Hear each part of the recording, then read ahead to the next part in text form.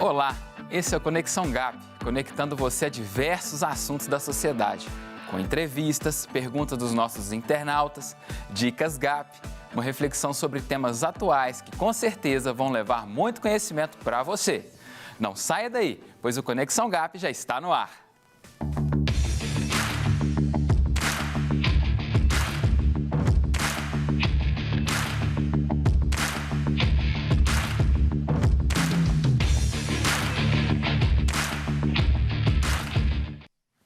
O Conexão GAP tem o objetivo de levar conhecimento sobre todas as esferas da sociedade, principalmente da esfera política, a vocês que nos assistem. Queremos estimular você a se envolver nos problemas da sua cidade e do Brasil, para que se torne um influenciador, uma pessoa ativa e engajada. No nosso programa, sempre temos entrevistas com convidados sobre temas relevantes. E hoje eu recebo o psicólogo cristão Misael Silva, que vai conversar com a gente sobre homossexualidade infanto-juvenil. Olá, Misael, seja muito bem-vindo no Conexão GAP. Olá, Washington, prazer estar aqui com você. Beleza. Misael, recentemente, nós tivemos lá em São Paulo, uma grande parada gay, onde, segundo alguns veículos de comunicação, mais de 3 milhões de pessoas estavam lá. E dentre eles a gente teve lésbicas, gays, bissexuais e transgêneros. E mais uma vez o tema de homossexualidade e identidade de gênero ganhou destaque, Afinal de contas, é um assunto midiático, Explica pra gente o que é homossexualidade, o que é identidade de gênero, são a mesma coisa, não são? Explica pra gente.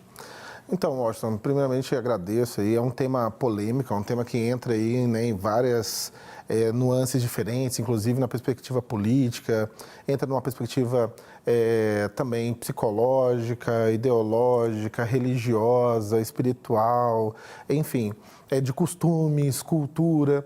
Então, é um tema complexo. O que eu quero trazer aqui, com certeza, é uma visão com a base na ciência, uma base também de perspectiva crítica, sobre o que tem sido comentado hoje.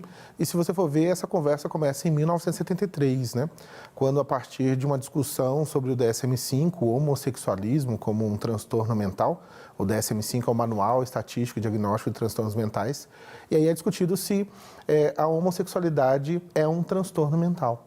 E a partir, então, de 3 pessoas, uma conversa entre 3 pessoas, 3 psiquiatras, eles decidem por 2 votos a 1 que não, eles vão tirar. E essa discussão se deu no nível ideológico, porque se você lembrar aí da década de 70, estava vendo as revoluções sexuais, então revolução sexual feminista, então questão da pílula, anticoncepcional, enfim, a questão do amor, sexo, rock and roll, que vai acontecer um pouquinho mais para frente, depois cultura do divórcio, enfim. Estão acontecendo revoluções na sexualidade, sobre a mulher, sobre a questão agora da homossexualidade, então as questões da sexualidade estão mudando.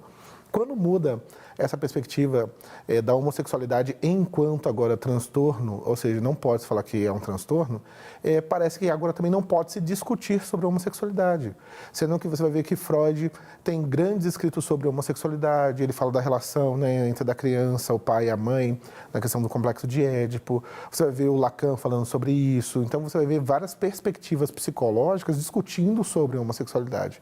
Porém, quando a gente chega num contexto agora onde o movimento LGBT começa a se tornar um movimento político, de ações políticas, começa a colocar que tudo o que for, até mesmo uma visão crítica sobre a homossexualidade, em termos até conceituais, olha, o que é a homossexualidade, como a gente pode entender a homossexualidade, se não for nos moldes de incentivar, de levar as pessoas a assumir, é sempre algo pejorativo ou de linha de preconceito, até mesmo criminal, Você está cometendo um crime contra as pessoas.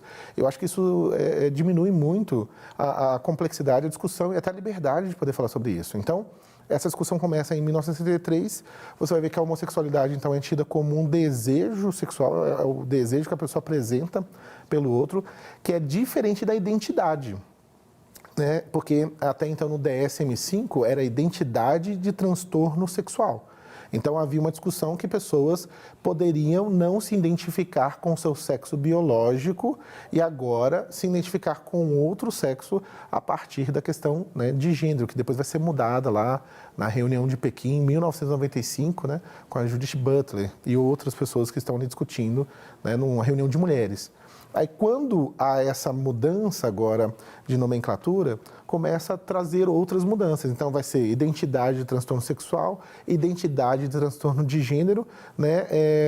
Depois tem o transtorno de identidade de gênero e agora, no DSM-5, virou disforia de gênero, que é uma sensação interna de incômodo, de angústia, de insatisfação com o sexo biológico e frente agora ao sexo, né, que a pessoa se reconhece que seria um menino que nasceu biologicamente menino, agora se sente, né, reconhecendo como uma menina.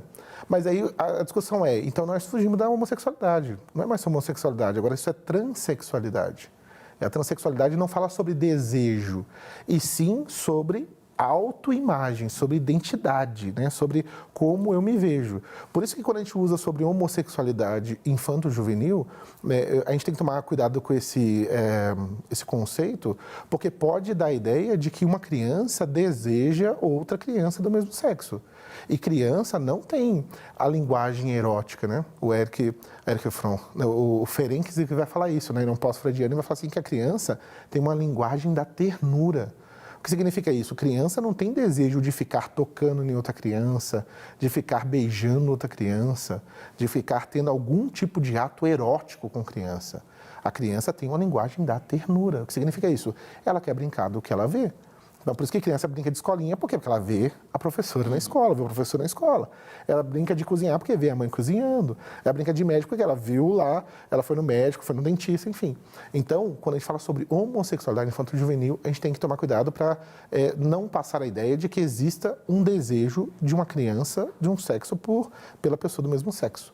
Mas sim que, na maioria das vezes, quando está se referindo à homossexualidade infanto-juvenil, estão falando sobre uma criança que não se identifica com o seu sexo biológico. Perfeitamente. Bem explanado, né? Espero que o telespectador que está assistindo a gente tenha entendido. Muito, muito bacana. E vamos lá. E na sigla LGBT, né? A gente tem ali lésbicas e gays, né? Que compõem o grupo de pessoas homossexuais. E enquanto transgênero, né, ele está relacionado com a identidade de gênero. Uhum. E os bissexuais, né, onde eles se encaixam? Uhum.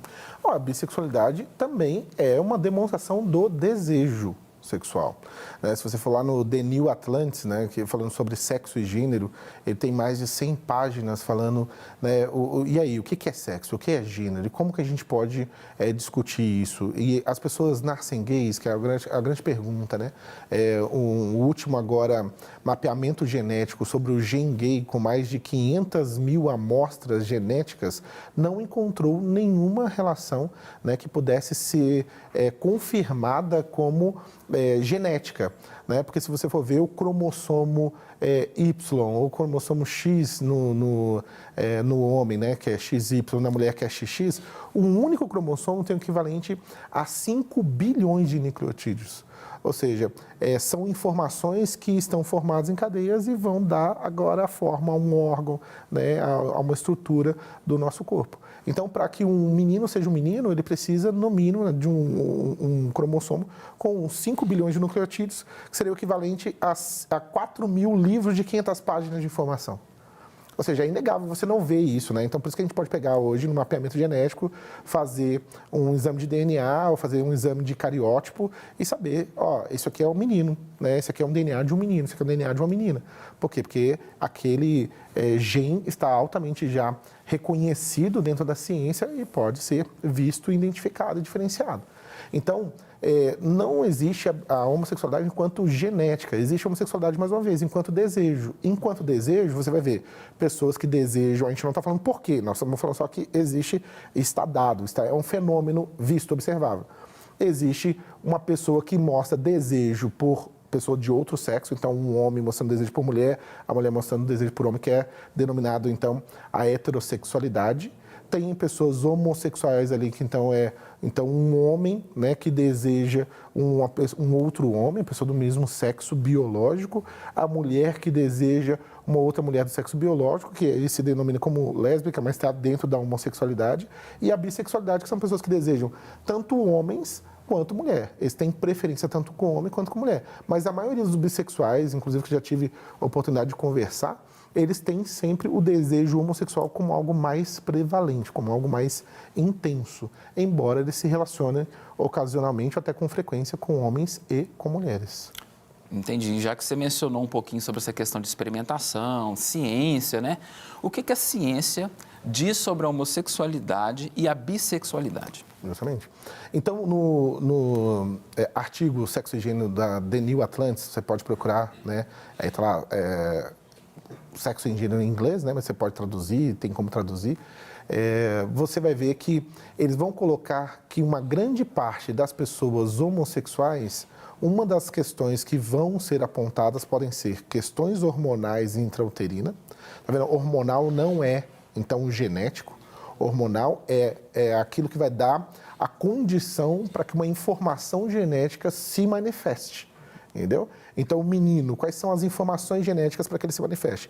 Então, as gônadas sexuais, o pênis, a formação da estrutura cerebral. Então, a genética já está dada e o hormônio ajuda isso a se desenvolver.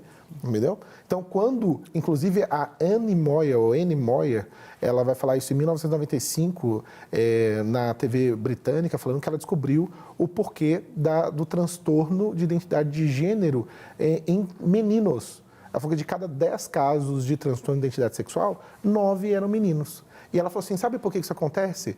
Porque na fase intrauterina, isso está escrito no livro dela, viu, gente? Você pode ir lá e ver, né? Chama Brain Sex, o nome do livro dela.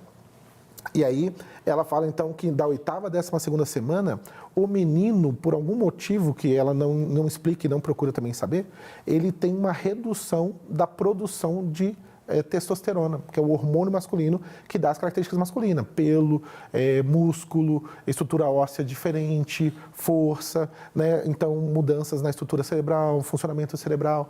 E aí então ela fala assim que quando o menino tem uma diminuição, ele pode crescer agora, a partir dos 3 para 5 anos, demonstrar características mais femininas. Entendeu? E até os 7 anos, você vai ver isso no DSM-5 falando que 96% dos meninos e 86%, 88% das meninas, sem ninguém influenciar, perde esse comportamento. Então, a homossexualidade hoje é tida como um fator hormonal intrauterino, que pode ou não se permanecer enquanto transtorno de gênero no início da infância e na adolescência, aí sim, começar os desejos homossexuais. Então, pode ser uma questão voltada para o transtorno hormonal ou pode também ir lá e apresentado casos de abuso sexual. Quando o menino sofre abuso por uma outra figura masculina, ele pode agora se conectar com aquela imagem e desenvolver depois, né, na adolescência, abaixo dos 12 anos, uma conexão agora de desejo. Entendi. Entendeu? Mantendo ainda no campo da ciência, agora a gente falando um pouco sobre, né, a identidade de gênero, né? O que a ciência diz sobre a identidade de gênero? Qual que é a origem, né, dessa tal identidade de gênero que é tão falada aí, né? A identidade de gênero não é um método científico, é um discurso sociológico, né, de uma ideia de que toda a estrutura, então, do desenvolvimento sexual não depende do biológico. Não tem nada a ver com o biológico. O biológico não interfere em nada. Mas sim, o que vai interferir é a sociedade e a cultura. Então, o que faz um menino ser um menino? A cultura, a família, o jeito de ser, o que já foi dado culturalmente para essa criança. É isso que entende a ideologia de gênero. E ela começa, então, com perspectivas lá desde John Money, fazendo experiências com os irmãos Heimer, né, que tem aí escrito sobre isso, né? Então, a partir de uma ideologia, ele começa a criar o menino como menina, depois de uma cirurgia mal sucedida de fimose, né, que danificou o órgão sexual do menino, e aí esse menino lá pelos 23, 25 anos, ele se suicida.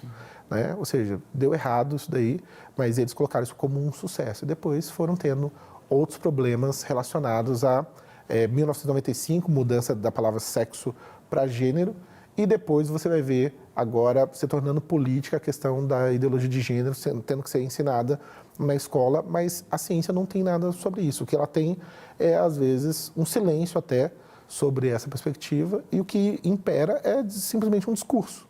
Né? Um discurso de que existe a palavra gênero, que a palavra gênero substituiu o sexo, que é um marcador biológico. Virou uma questão de discurso, né, político, assim, pode ser um problema, né, também assim, para a sociedade, você manter isso num nível somente ideológico, né, descartar a parte biológica ali. Sim.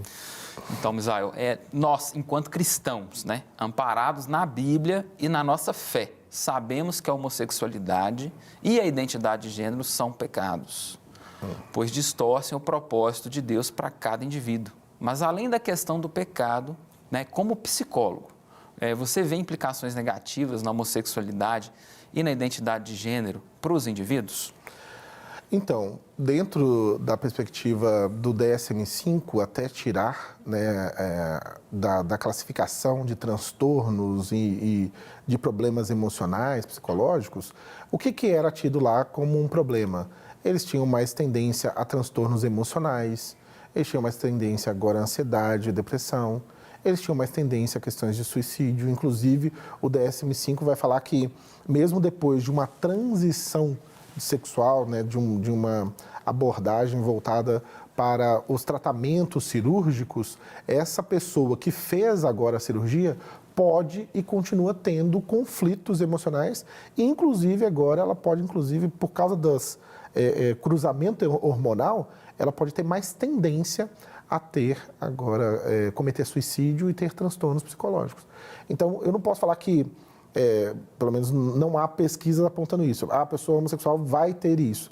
Mas até então, antes dessa discussão, né, sobre a retirada, havia essas falas. Hoje o que é discutido essas pessoas tinham isso porque elas tinham mais preconceito, né, porque era tido um preconceito contra elas, e isso foi levado a esse transtorno emocional de depressão, por exemplo. Aí, tá vendo, não tem como nem discutir, porque se a gente for discutir isso, parece que isso é uma afronta a algumas pessoas. Porém, eu sempre coloco simplesmente uma questão. No apartheid americano, no apartheid africano, que foi, né, uma perseguição veemente, preconceituosa contra negros, houveram, né, quantos atos de suicídio de negros? Você não encontra estatística. Por quê? Porque preconceito gera raiva, gera luta, gera confronto, entendeu? Então, os negros não suicidaram. Você não tem, pelo menos, nenhuma estatística de negros cometendo suicídio por causa de preconceito. Agora, dentro desse discurso, está vendo por que isso aconteceu? Aí a gente precisaria estudar, mas, infelizmente, pesquisas como essas não são tão incentivadas, porque é tido como algum tipo de preconceito, algum tipo de fala preconceituosa. Né? Misael, só para a gente finalizar, você é um psicólogo cristão, deixa uma dica para outros psicólogos cristãos também, que às vezes sofrem algum medo de perseguição de trabalhar com essa temática. Deixa para a gente aí uma dica para eles. Então, eu acredito que a minha perspectiva cristã, ela faz parte de mim enquanto ser, enquanto liberdade de expressão. Contudo, quando eu estou na clínica, eu sigo o que é científico. E se a gente for para o que é científico, a gente for para a sinceridade científica, o princípio da ciência, primeiro eu estou sempre aberto a me questionar sobre as coisas. Entendeu? Então, a observar de forma crítica. Então, eu tenho que buscar, para além de discursos, para além de escritos sociológicos, ideológicos, qual é a base científica disso. Então, questões hormonais, genéticas. E até então, o que eu encontrei, até então que eu vi, em nenhum momento a gente pode falar que a homossexualidade é genética, em nenhum momento a gente pode falar que as pessoas nasceram assim. Por quê? Porque não tem nenhuma prova disso. Né? Então, Nascido Gay é um livro que eu aconselho, né, para várias pessoas verem. Né? Uma pergunta, Nascido Gay, ele vai mostrar vários e vários artigos, inclusive de pesquisadores homossexuais, mostrando que não existe um gen gay. O que existe aí, mais uma vez, são influências hormonais, são influências baseadas em experiências agora ambientais, como situações de abuso, e as pessoas temem, às vezes, falar sobre isso. Né? Mas o que eu incentivo, independente da questão de ser cristão ou não, é que a gente possa se ater realmente a buscar o conhecimento e a discutir isso de forma não polarizada, né? Como se a gente não pudesse discutir sobre isso, como se discutir sobre a temática da homossexualidade enquanto, inclusive, olha, o que é de verdade? Como é que a gente pode entender? Será que isso traz algum transtorno para as pessoas? Assim como eu posso estudar qualquer coisa. Será que a religião traz transtornos para as pessoas? A gente pode estudar isso, não pode? Perfeito. Por que não? Entendeu? Então. Exatamente. Essa é a linha, né? Essa é a linha. Pesquisar, correr atrás, né? Justamente. Misael, infelizmente, nosso tempo aqui ele é muito curto. Te agradeço pela sua presença. Foi um papo maravilhoso aqui, aprender um pouco mais sobre esse tema, né? Suas contribuições foram muito boas. Quem está aqui com a gente é a integrante do GAP, Cássia Silva, que vai responder a pergunta do nosso quadro GAP Responde.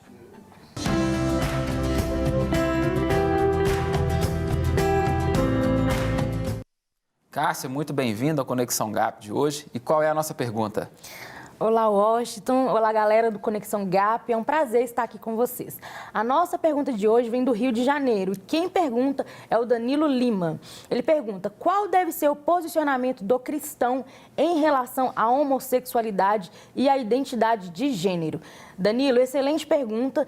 E há hoje uma abordagem teológica conhecida como teologia inclusiva ou teologia gay, que tem confundido muitos quanto ao posicionamento verdadeiramente cristão em relação à homossexualidade e à identidade de gênero. Essa teologia inclusiva prega que, como Deus é amor, Ele aprova todas as relações humanas, sejam quais forem, desde que haja este sentimento e consentimento. Além disso, a teologia gay defende que as condenações encontradas no Antigo Testamento, especialmente no livro de Levítico, se referem somente às relações sexuais praticadas em conexão com os cultos idólatras e pagãos, e não a todas as relações homossexuais. Essas afirmações, porém, não procedem e distorcem a verdade bíblica.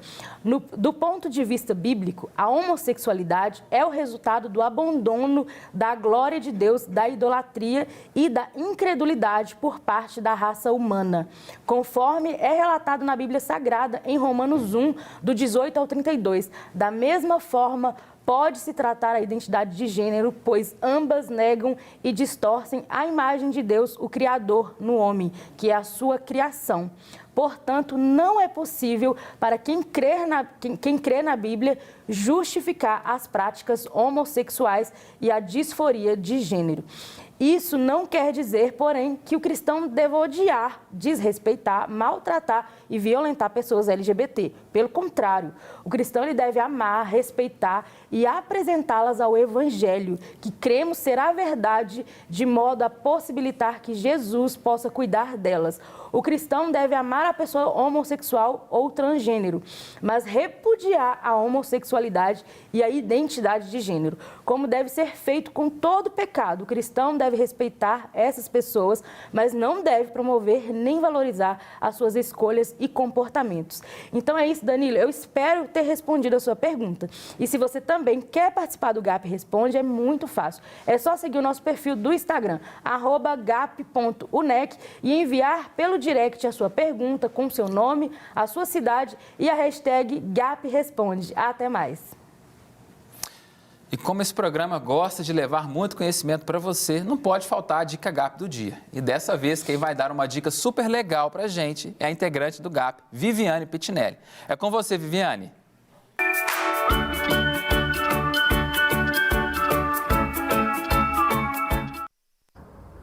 Olá, pessoal! Bem-vindos ao Dica GAP desta semana. Este espaço que traz para você diversas dicas de livros, cursos, músicas, filmes e muito mais. Dicas que certamente irão edificar sua vida na caminhada cristã e cidadã. E a Dica GAP desta semana é a minissérie As Grandes Minorias de Brasil Paralelo. E mais especificamente o episódio 2, que trata sobre o que é a ideologia de gênero e suas consequências na educação, nos esportes e na sociedade em geral. Nesse episódio, você conhecerá em detalhes o conceito por trás da identidade de gênero, qual a diferença entre sexo e gênero e a história da ideologia de gênero, dentro da qual está a origem da expressão identidade de gênero. Além disso, o episódio mostra o que a identidade de gênero ensina e quais as suas consequências e perigos para cada indivíduo, para as famílias, para a sociedade e algumas esferas da sociedade, como educação e esportes. O episódio traz ainda a relação entre ideologia de gênero e feminismo e como esses dois movimentos ideológicos têm atuado e influenciado a sociedade brasileira há décadas. Por tudo isso, vale a pena assistir esse episódio e a minissérie As Grandes Minorias como um todo. Repetindo então, a Dica GAP de hoje é a minissérie As Grandes Minorias do Brasil Paralelo e nela o episódio 2, Ideologia de Gênero e suas consequências na educação, nos esportes e na sociedade. Espero que vocês tenham gostado. Até a próxima! Agora nós vamos para a nossa reflexão bíblica. E hoje nós vamos refletir na palavra de Gênesis 1, 26 e 27, que diz assim: E Deus disse, façamos o ser humano à nossa imagem, conforme a nossa semelhança. Tinha ele domínio sobre os peixes do mar, sobre as aves dos céus, sobre os animais domésticos, sobre toda a terra e sobre todos os animais que rastejam pela terra. Assim Deus criou o ser humano, à sua imagem, a imagem de Deus o criou, homem e mulher os criou. Os versículos 26 e 27 de Gênesis 1 contam a nossa origem, a criação do homem por Deus. E a Bíblia diz que, diferente de todas as outras criações de Deus, nós, seres humanos, fomos feitos de forma especial, ou seja, criados à sua imagem e semelhança. Os animais do campo, os peixes do mar, as aves do céu, os anjos, nenhuma outra criatura foi feita à imagem de Deus. Homem e mulher, portanto, têm a identidade que é única, que é diferenciada, que é especial. Nossa constituição material e imaterial, que seria o nosso corpo, a alma, espírito, representa a Deus. O ser humano é uma criatura racional, pessoal, criativa e moral. Com o próprio Deus compartilha seus atributos. A nós temos a essência de Deus. Possuímos vida proveniente de Deus e potencial para nos relacionarmos com Ele. Satanás, o diabo, ele não é assim. Ele é uma criatura. Ele não é a imagem de Deus. E por isso, ele odeia tanto o ser humano. Quando ele nos vê, ele vê a imagem do próprio Deus que está em nós. Ele sabe que Deus nos ama e nos criou com um propósito especial. E por isso, ele investe pesado em distorcer nossa identidade. Quando o homem e a mulher perdem a sua identificação com Deus, deixam de se ver, deixam de se comportar como a imagem e semelhança de Deus, eles abrem espaço para confusões em sua própria identidade. Deus criou o homem e a mulher para se amarem e se complementarem na união do casamento e serem felizes juntos, como marido e mulher. E quando ele assim os fez, Deus viu que era muito bom. Uma vez que a vontade de Deus é sempre boa, perfeita e agradável, as identidades de homem e de mulher, relação entre homem e de mulher, são igualmente boas, perfeitas e agradáveis. Tudo que está além disso ou nega isso, portanto, não é bom. É imperfeito e é desagradável. A minha oração é que para nós, cristãos, venhamos a viver e a promover a identidade de Deus em nós e naqueles que cuidamos. Não há nada melhor do que ser a imagem e a semelhança de Deus nessa terra. É privilégio, é honra, é a vontade boa, perfeita e agradável dele se concretizando em nós. A verdadeira felicidade só encontraremos quando conhecermos o que Deus tem para nós e descobrirmos a nossa identidade nele. Não se deixe enganar, ouça somente a voz do Espírito Santo e viva plenamente em Deus. Bom, por hoje é só. Nós vamos ficando por aqui, mas eu te espero no próximo Conexão GAP. Tchau!